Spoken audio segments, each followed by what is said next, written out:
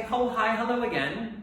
Hi. So, as a quick part 2 to our first breathing video where we talked about box breathing, Morgan and I were just here talking. And the box breathing is something that you can do when you know you're not breathing optimally, or as we talked about at the end, you can build a practice where you're preemptively trying to get ahead of yourself so that you just continually breathe well. So, hopefully you've been doing that, you've been practicing that in the morning or on your lunch break or, right before bed. But Morgan and I were talking about sometimes we are really aware of when our clients or ourselves are short of breath, we are struggling.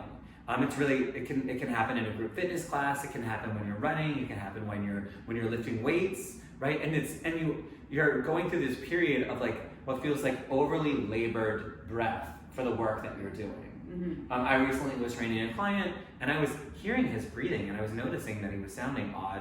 And he actually stopped me and said, I'm wheezing. And we did a different drill, but Morgan was telling me about air hunger drill. And I was like, oh, is that the thing that you were talking to my partner, Peter, about breath training, because he's going to be doing a big altitude climb next year. And so we wanted to share that with you. Yeah. Or with you guys. So, get hungry for some air hunger. Get hungry for some air. So, Morgan, why don't you talk to us a little bit about what the drill is, and then we can try it out. Yeah. So the drill is air hunger, and if I do, like I normally do, a little tiny tangent of just the two different gases that will happen. Most commonly, we don't know about oxygen. When I inhale, I'm breathing in oxygen. Thank you, oxygen. We love you. But also important, just like anything in balance, we need something else, our CO2, which is carbon dioxide. That is what we exhale and expel, but we have that in our body, and that is what we say is the bus driver that allows the oxygen to say, come on board, and it drives into the muscle, and then can distribute the oxygen to the muscle, so that way you don't feel fatigued, and you have all the energy that you need to get through, and also just all these other systems to function.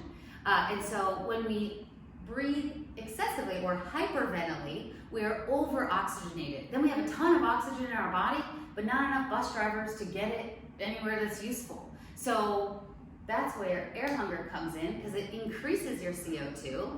Also, it might increase your uncomfortability level, which is a part of the training. So just like the box breathing was kind of in your mind, you might be like, oh, it's really hard to hold my breath for this long, and oh, it's hard to do this and this. And you kind of have these mental battles with yourself when you're moving through it. And sometimes it might even feel scary. And so with air hunger, it is this sense of starving for air. I'm so hungry for it, I don't know if I'll ever breathe again. But do trust that air is one of the most vital things. We can live a long time without food, we can live a certain amount of time without water, but we can only live a few seconds without air. So don't worry, if it's capable, your body will figure out how to breathe in again. But it's interesting to observe that, we can have that state where it's we really don't think we're ever gonna breathe in again.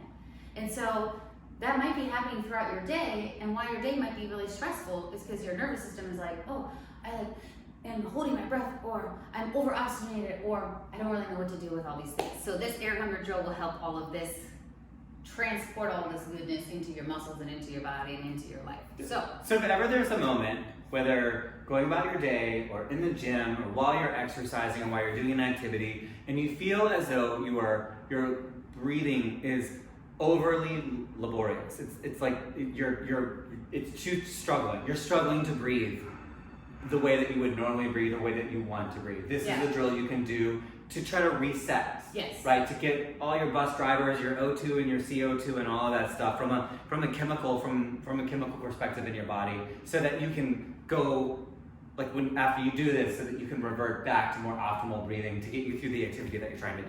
Yes, it's a fun, frizzle, magic school bus adventure of everyone's happy and all on a journey together. And so you can also practice these as we expand upon them. We're just going to go base level today, but just know that you can expand upon these to deepen your practice of strengthening this system. So I would say do this, if it's your first time, do it in a place that you feel comfortable and that you maybe don't have anything stressful to do right after this. So you can do it either lying down on your back if that's where you feel most comfortable. You can do it seated, you can even do it standing. It's real simple. We're just going to do 4 rounds, because that's what we did for our box breathing, of air hunger drills. And I'm just going to start you off on 5-second holds. Know that you can hold for shorter periods of time if needed, or longer periods of time as you expand.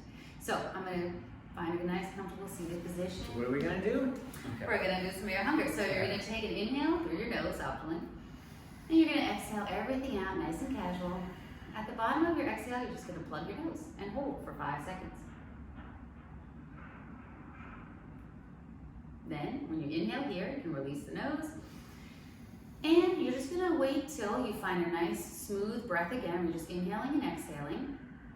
Oftentimes, with the air hunger sensation, is you might notice you plug your nose at the first breath you take in is a gasp. That would mean this is a great exercise for you to keep exploring. We'll do it again. So always hold at the bottom. Hold your breath at the bottom. I mean, technically, once again, as we expand, you could do both because that's a part of box breathing.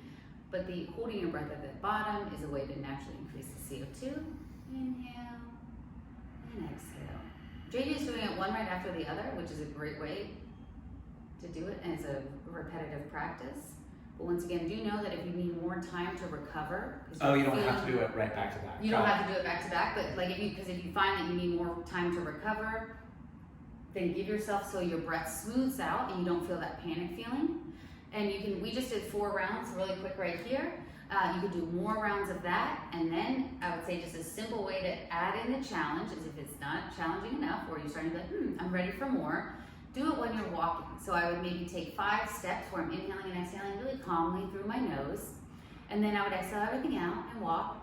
We live in San Francisco, so we're used to embrace the weird. But you could plug your nose and take maybe 5 steps, 10 steps, and then unplug your nose and find when you can breathe normally. And once you find the smooth regulation of air, repeat again. You can do that as many times on your walk. And you might find that you're like, I have to take 10 steps after I plug my nose.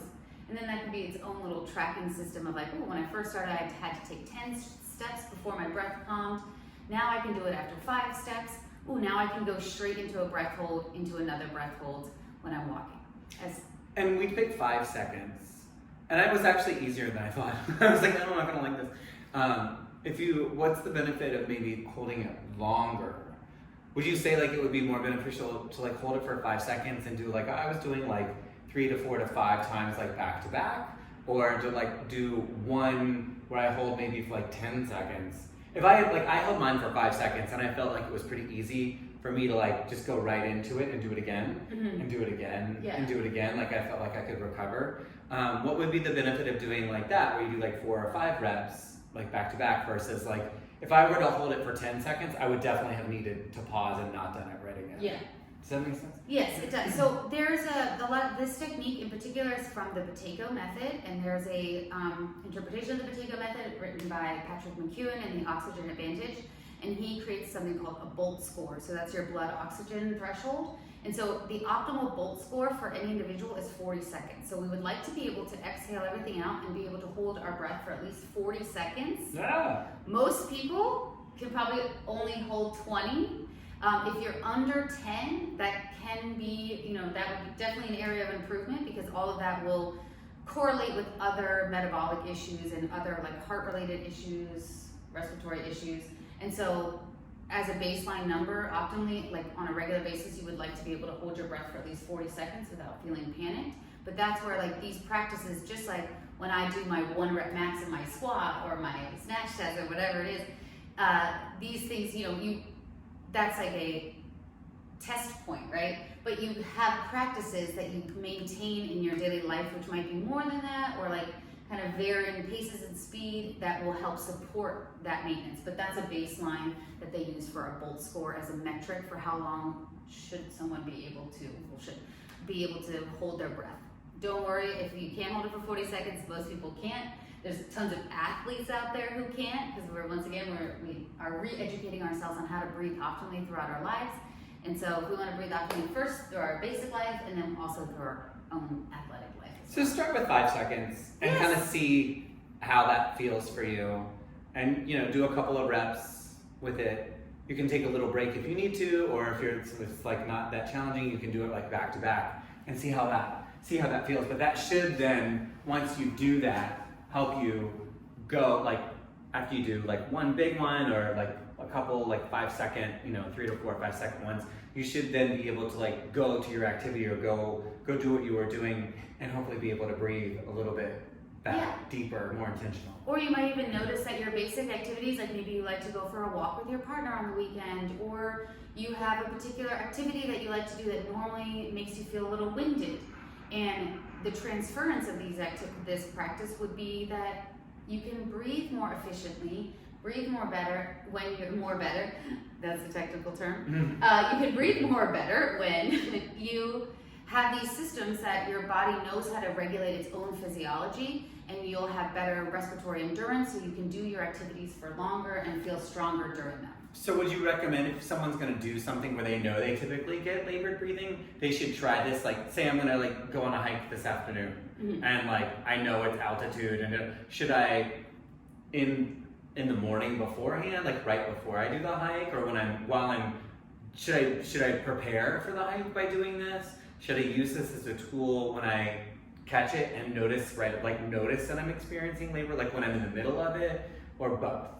I would say yes to all. Yes to all that and more. So it's something like if I catch myself with labored breathing, or I know I'm going to do something soon where I'm going to have labored breathing, I can do this as a way to prep. Yeah. I can do this if I'm hiking and I'm catching the breath. I can take a break. Yep. Do some breath, have a snack, right?